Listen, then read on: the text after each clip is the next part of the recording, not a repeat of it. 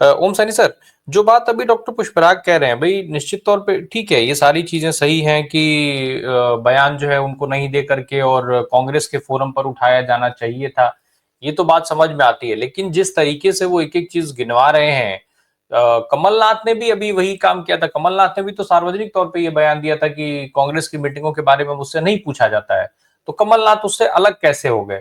और आज की तारीख में असलम खान का बोलना और कमलनाथ का बोलने में जमीन आसमान का अंतर है। असलम खान के बोलने से कांग्रेस को नुकसान हो या भाजपा को फायदा हो नहीं हो, वो एक बहुत छोटा कहीं कुछ हो सकता है, लेकिन कमलनाथ अगर बोलेंगे तो वो तो पूरे मध्य प्रदेश के स्तर पर बड़ा नुकसान करेगा कांग्रेस पार्टी का। हाँ, किसी भी पॉलिटिकल पार्टी के लिए सबसे पहले उनका दलीय अनुशासन और प्रतिबद्धता बड़ी जरूरी है, और ये कांग्रेस में बड़ा संकट पैदा करती रही है बात, नंबर वन। नंबर टू ये कि असलम शेर खां इस देश के जाने माने हॉकी के खिलाड़ी रहे, हम तो उनको उसी वजह से जानते हैं। जब हम लोग बड़े पिट रहे थे, उस वक्त असलम शेर खां ने अपने अपने स्टिक का कमाल दिखाया था। और खिलाड़ी में अपना एक डिसिप्लिन होता है, खिलाड़ी की अपनी एक आंख होती है जो बेखौफ होकर के बोल सकती है, मुझे ऐसा लगता है। उन्होंने बोला, उसका कॉन्सिक्वेंसेस आ जाना से चाहिए था इस उम्र तक तो समझ में, लेकिन शायद नहीं आया हो। लेकिन ये तो तय है कि आपने देखा कि कांग्रेस में जब लोगों ने चिट्ठी लिखी, 20 लोगों ने, तो गुलाम नबी आजाद कहाँ रहे और उनके साथ वाले लोग कहाँ रहे? तो ये अनुशासन को तोड़ने पे अगर बर्दाश्त करते हैं आप तो बहुत वो होता है। और कमलनाथ ने जिस तरीके से, मेरा ख्याल है कि कांग्रेस को जितना तबाह किया है मध्य प्रदेश में अपने बेटे के मोह में फंस करके, तो इसको तो माफ नहीं किया जाना चाहिए, लेकिन कांग्रेस माफ करती है। ऐसे ही मैं राजस्थान में भी कई चीजें देख रहा हूँ, उसमें भी माफ कर दिया। और वो चूंकि जातियों के धड़े बड़े प्रभावी होते हैं, कमलनाथ जी के पास में तो ऐसा कोई जाति का धड़ा है भी नहीं। लेकिन जिन जाति के धड़ों की वजह से आप लोगों की नाराजगियों को या उनके विचलन को आप बर्दाश्त कर लेते हैं, तो इससे पॉलिटिकल पार्टी आगे मजबूती से नहीं चलती। जिस तरीके से आप 1967 में देखिए ना, किस तरीके से अलग अलग पार्टियां बन गई थी। राजस्थान में कुंभाराम चौधरी आ गए थे, बिहार में महामाया प्रसाद सिंह आ गए थे, मध्य प्रदेश में मूलचंद देसलहरा और सिंधिया गुट आ गया था, बिल्कुल वो सब थे। पश्चिम बंगाल में अजय मुखर्जी आ गए थे, कांग्रेस को बिल्कुल तबाह कर दिया था इन स्लीपर सेल्स ने। तो इन पे आंख लगाने की, इनको देखने की, समझने की जरूरत है, क्योंकि अभी एक बहुत अट्रैक्टिव पर्सनैलिटी है कांग्रेस के पास में, वो है राहुल गांधी। तो राहुल गांधी की वजह से ही सारा डिसिप्लिन और सब कुछ बरकरार रहेगा, क्योंकि राहुल गांधी के विपरीत जो भी जाएगा उसकी हालत, जैसे आपने लिंगायत और वोकलिंगा का झगड़ा वहां पर देखा, और उससे अर्श का जो हाल हुआ कर्नाटका में एक वक्त में, तो वो भी एक एग्जाम्पल है। जब आपके पास में हीरो होता है ऐसा, मध्यम मार्ग की पार्टियों में ये हीरो बहुत काम करते हैं। इनकी वजह से पार्टियां बनती भी हैं, बिगड़ती भी हैं, स्थापित भी होती हैं। उस वक्त लोहिया की लहर की वजह से कांग्रेस के गैर कांग्रेसवाद का जो नारा चल रहा था, तो ये सब निकल करके इकट्ठे हो गए। तो ये इसलिए हो गए कि आपने बड़ी छूट दे रखी थी, आपने अनुशासन का सिलसिला वैसा किया ही नहीं।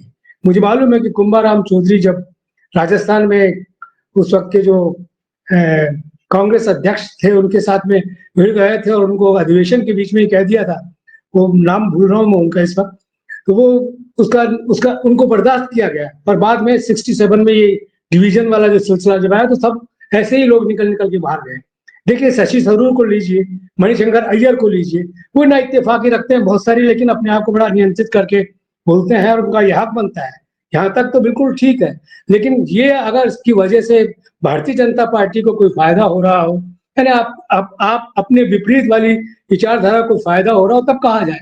असलम शेर खां के बोलने के बारे में मुझे विशेष पता नहीं है कि वहां उनका क्या अब दबदबा है, रुतबा है। ये तो सही है कि माइनॉरिटी में उनकी अपनी आवाज है, उस आवाज को सम्मान देने का सिलसिला होना भी चाहिए, लेकिन वो इतनी नाचीज नहीं है कि इतना आसानी से कह दें। तो कुछ ना कुछ जांच पड़ताल का सिलसिला तो बनना चाहिए निश्चित रूप से। जी बिल्कुल। ओम सैनी सर, जो बात अभी डॉक्टर पुष्पराग ने कहा, क्या वर्तमान कांग्रेस के लिए संभव दिखता है? एक तरफ कहा जाता है, जैसा भी आप सब भी इस बात को एग्री कर रहे थे, कि कांग्रेस के अंदर का जो लोकतंत्र है वो बोलने की आजादी देता है। तो अगर बोलने की आजादी देता है, फिर प्लेटफॉर्म क्या बनाने की जरूरत है? दूसरा एक चीज और है, क्या वो इच्छा शक्ति अभी भी कहीं दिख रही है कि कांग्रेस में सर्जरी हो पाए? देखिए, जिस तरीके से नया नेतृत्व निकल रहा है, कांग्रेस के अंदर उभर रहा है, राहुल गांधी के इन यात्राओं के बाद में उसमें प्रियंका है और जो पुराने लोग हैं उनके अंदर खड़गे हैं। तो ऐसे वक्त में मेरा ख्याल है कि अनुशासन का काम बड़ी मजबूती से करना चाहिए, उस पर लिहाज नहीं किया जाना चाहिए। मैंने कहा था ना कि एक शख्सियत आपके पास में है। एक जमाने में जब मिसेस गांधी को गूंगी गुड़िया कहते थे, उसके बाद में जब उनका कद बढ़ा तो उसके बाद में उन सबका, और कांग्रेस वैचारिक लड़ाइयाँ अंदरूनी तौर पे लड़ने में बड़ी माहिर रही है और लड़ा है।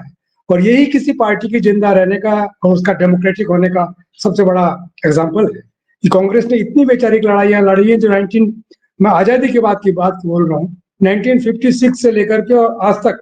तो ये तो बड़ा जिंदा पार्टी का ख्याल है। इसको इसमें अगर कहीं कुछ कमजोरी आती है तो उसका कारण ये रहा कि कोई ऐसा नेतृत्व नहीं निकला। लेकिन अब नेतृत्व निकल गया है। आपको आपका जो एक नाम है जो बहुत पॉपुलर जनमानस को उत्तर में दक्षिण में चारों तरफ प्रभावित करता है, तो उनके रहते हुए संगठन जैसा बना रहे हैं आप। उस संगठन में आपको बड़ी निर्ममता के साथ में पेश आना चाहिए और लोग इसको पसंद करेंगे।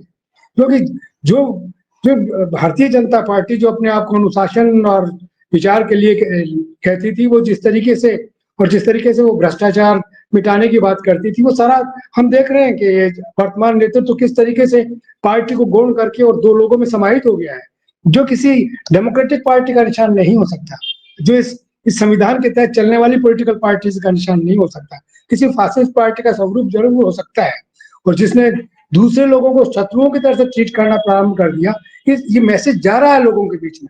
ये तो बहुसंख्यक और अल्पसंख्यक का सिलसिला बनने से कुछ रुक गया है। लेकिन अगर राहुल गांधी और ये जो कांग्रेस का वर्तमान नेतृत्व है, अगर अपनी इन बातों को लेकर के आगे चलते रहे तो बिल्कुल ये धुंध जो छाई हुई है वो साफ हो जाएगी और लोग वापस उसी तरीके से डेमोक्रेटिक तरीके से सोचने, बोलने और मत देने के लिए तैयार रहेंगे। तो मेरा ख्याल है कि फैसला करना चाहिए कांग्रेस को, और ऐसे लोगों को चाहे वो कोई भी हो।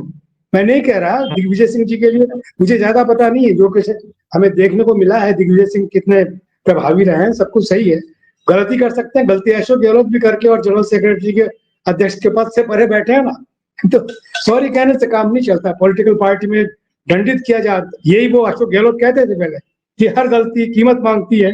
तो ये कीमत देने का सिलसिला और लेने का सिलसिला होना चाहिए।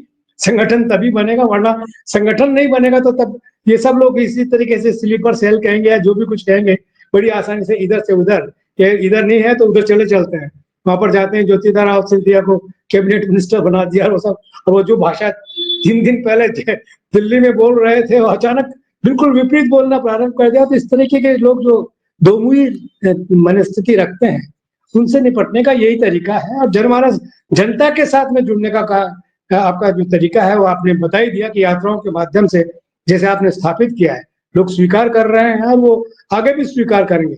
इसमें जोखिम लेते रुकना नहीं चाहिए, आगे जाना चाहिए, कांग्रेस के लिए जरूरी है। आपने गुलाम नबी वगैरह को बाहर किया, किसने चूक किया क्या?